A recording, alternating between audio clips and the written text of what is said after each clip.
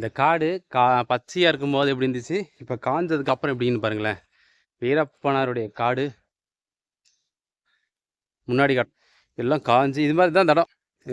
பார்த்தீங்கன்னா தடத்துலேயே போனால் 10-20 கிலோமீட்ரு இப்படியே அலங்காட்டுக்குள்ளேயே போகலாம். வெறும் சருகும் மரங்கள் காஞ்சு போய் தண்ணியெல்லாம் இல்லை. இந்த காட்டில் பார்த்தீங்கன்னா தண்ணி வந்து ஓடையில் மட்டும்தான் கஞ்சமாக கிடைக்குது. இது போனோம்னா அப்படி ஒரு மேலே பார்த்தீங்கன்னா ஒரு கிராமம் இருக்குது, சின்னதாக ஒரு கிராமம், குட்டி கிராமம். அந்த கிராமத்துக்கு ஒரு 10 கிலோமீட்டர் போகணும். இதில் தான் அந்த மக்கள் வந்து இந்த தடம் வந்து அவங்க நடந்து வந்து வந்த தடம் தான் இதெல்லாம். பார்த்தீங்கன்னா ஆட்கள்னா மட்டும் இல்லை, இதில் பார்த்தீங்கன்னா வன விலங்குகளும் சரி, மான், இந்த கரடி, சிறுத்தை, இது மாதிரி இதில் தான் தண்ணி குடிக்க. கீழே பார்த்தீங்கன்னா பெரிய ஓடை இருக்குது, அந்த ஓடைக்கு தண்ணி குடிக்க வரும்.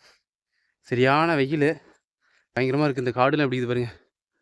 36 வருஷம் வீரப்பனவர்கள் தங்கியிருந்த காடு வனம் இதுதாங்க. மேற்கு தொடர்ச்சி மலை. இப்படியே போகலாம் நம்ம சத்தியமங்கலம், அப்படியே கர்நாடகா ஃபாரஸ்ட் எல்லாம் ஜாயிண்ட் ஆகிற இடம். இதெல்லாம் பார்க்குறதுக்கு பயங்கரமாக இருக்குல்ல. இதுக்கு அந்த இடம்லாம் தெரியுது பார்த்தீங்கன்னா, நல்லா மலை, சுற்றி மலை தான்.